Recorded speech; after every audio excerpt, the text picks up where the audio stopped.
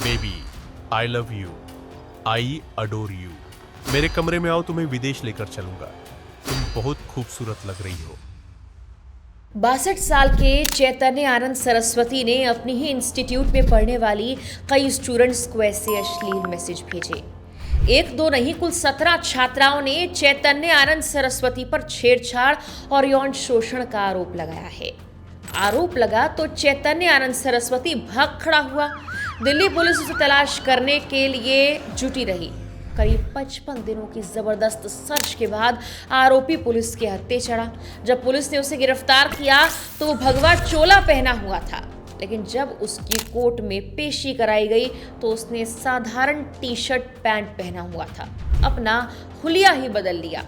सूत्रों के हवाले से यह भी पता चला है कि पकड़ में आने के बाद आरोपी फर्राटेदार अंग्रेजी में पुलिस वालों से गुहार लगा रहा था। चलिए आज के जुर्मोस्कोप में इस सन्यासी से दिखने वाले चैतन्य आनंद सरस्वती की पूरी कहानी जानते हैं। पुलिस से बचने के लिए ये इतने दिनों तक कहां छुपा रहा, कैसे इसने लड़कियों का शोषण किया।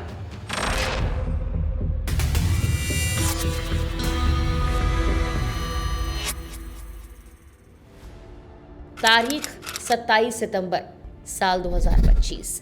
जब दिल्ली से सटे आगरा के एक होटल में एक भगवाधारी चेक इन करता है। रूम नंबर 101 में ठहरे इस व्यक्ति ने होटल स्टाफ को साफ हिदायत दी थी कि बिना उसकी अनुमति कोई भी कमरे में ना घुसे। उसने कहा कि अगर किसी को कमरे में आना भी है तो पहले नहा धोकर आए, चप्पल बाहर उतार कर ही प्रवेश करे। इन नियमों से होटल कर्मचारी भी हैरान थे, लेकिन साधु संत के नियम होते हैं, ये सोचकर स्टाफ शांत हो गया। 28 सितंबर की सुबह तड़के 3:30 का वक्त था जब दिल्ली पुलिस के कुछ अधिकारी इस होटल में पहुंचते हैं। वो सीधा इस बाबा के कमरे की तरफ बढ़ते हैं। पुलिस ने दरवाजा खटखटाया तो पहले बाबा दरवाजा नहीं खोलता, लेकिन पुलिस के बार बार दरवाजा पीटने पर वो दरवाजा खोलता है और बुरी तरह घबराया होता है। पुलिस उसे अरेस्ट कर दिल्ली ले आती है।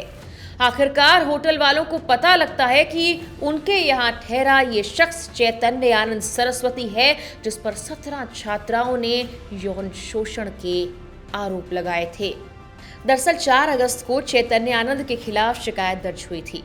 यौन उत्पीड़न जैसे गंभीर आरोपों के चलते पुलिस ने उसकी तलाश शुरू की, लेकिन दिल्ली में उसका कोई अता पता नहीं लगता। अब पुलिस उसकी लोकेशन पता लगाने की कोशिश करती है तो आखिरी लोकेशन आगरा की मिली, लेकिन जब तक पुलिस उसे पकड़ पाती वो पहले ही वहां से फरार हो चुका था। उसके बाद पुलिस लगातार आगरा और आसपास के इलाकों में छापेमारी करती रही। चैतन्य आनंद भी इस बीच लोकेशन बदलता रहा, वो अलग अलग होटलों में रुकता रहा। ऐसे कर उसने 50 दिनों में 15 होटल बदल लिए, लेकिन 55 दिनों बाद आखिरकार पुलिस को उसकी लोकेशन का पता लग गया और दिल्ली पुलिस ने उसे दबोच ही लिया और अब उसके सारे राज खुलने की बारी थी। पकड़े जाने के बाद पुलिस ने उससे पूछताछ शुरू की तो पता लगा उसके पास तो 2 पासपोर्ट थे। एक पासपोर्ट पर उसका नाम स्वामी पार्थ सारथी दर्ज था और जन्म स्थान दार्जिलिंग लिखा हुआ था। दूसरे पर नाम चैतन्य आनंद सरस्वती था और जन्म स्थान तमिलनाडु। दोनों पासपोर्ट में माता पिता के नाम अलग अलग थे। यही नहीं, पैन कार्ड और अन्य दस्तावेजों में भी जानकारी उलझी हुई पाई गई। यानी बाबा ने पहचान बदलने का ऐसा जाल बुना कि असली और नकली के बीच फर्क करना मुश्किल हो जाए।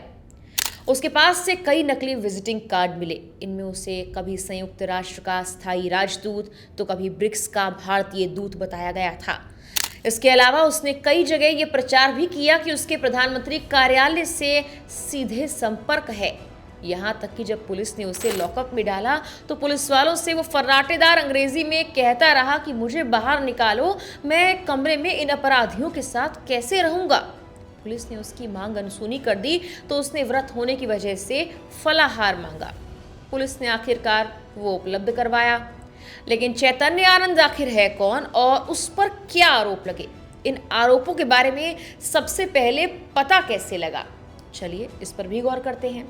स्वामी चैतन्य आनंद सरस्वती, जिन्हें पार्थ सारथी भी कहा जाता है, खुद को आध्यात्मिक गुरु बताते हैं। वो दिल्ली के वसंत कुंज स्थित एक निजी इंजीनियरिंग और मैनेजमेंट कॉलेज के डायरेक्टर रह चुके हैं। धार्मिक गुरु की छवि बनाकर खुद को गॉडमैन के रूप में पेश किया और एक बड़े आश्रम से जुड़े इस शैक्षणिक संस्थान का संचालन भी किया। 31 जुलाई 2025 को दिल्ली के वसंत कुंज के जाने माने Sharda institute of Indian management को एक लेटर रिसीव होता है। ये लेटर इंस्टीट्यूट की ही एक पूर्व छात्रा जिसने इसी साल संस्थान से पढ़ाई पूरी की, उसने भेजा।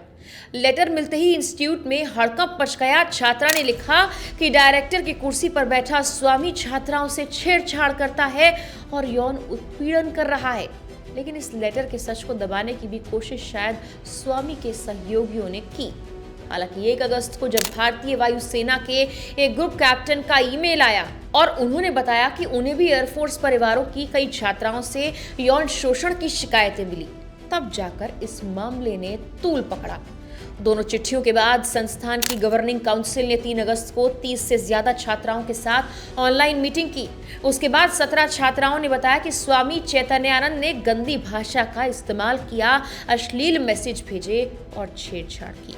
पीड़ितों ने कहा कि कॉलेज की महिला टीचर्स और कुछ कर्मचारी भी उन पर दबाव डालते कि वो चैतन्य आनंद का कहा सब कुछ माने।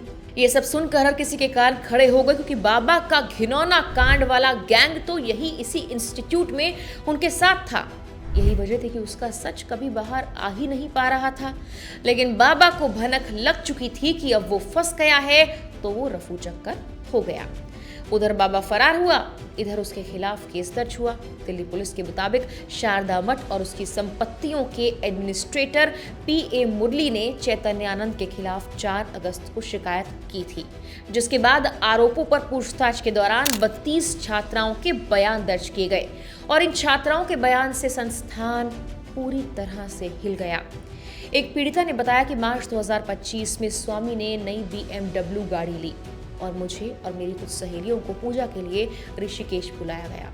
वापसी में वो मुझसे और दूसरी लड़कियों से गलत बातें करते रहे। उसने कहा जब वो लौटे तो 3 सीनियर महिला टीचर्स ने उससे कहा कि वो चैतन्य आनंद के साथ हुई अपनी चैट्स को डिलीट कर दे। पीड़िता ने कहा होली के बाद उसने मुझे अपने ऑफिस बुलाया, वहाँ मुझे बेबी कहकर बुलाना शुरू किया। मैंने उसे मना किया, मुझे ऐसे मत बुलाओ। इसके बाद उसने अपना मोबाइल निकाला, मेरा वीडियो रिकॉर्ड करना शुरू कर दिया।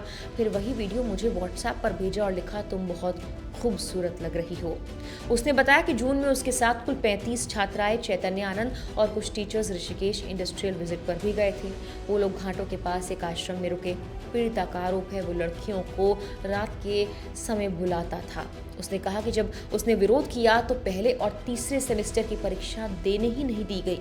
पीड़िता ने FIR में ये भी कहा कि मेरे सारे मूल दस्तावेज इंस्टीट्यूट में जमा हैं और बार बार कहने के बावजूद मुझे वापस नहीं दिए गए। मेरे पास अपने सभी आरोपों के सबूत मौजूद हैं। दूसरी ओर भागे हुए स्वामी चैतन्यानंद सरस्वती की तलाश में दिल्ली पुलिस लगी हुई थी।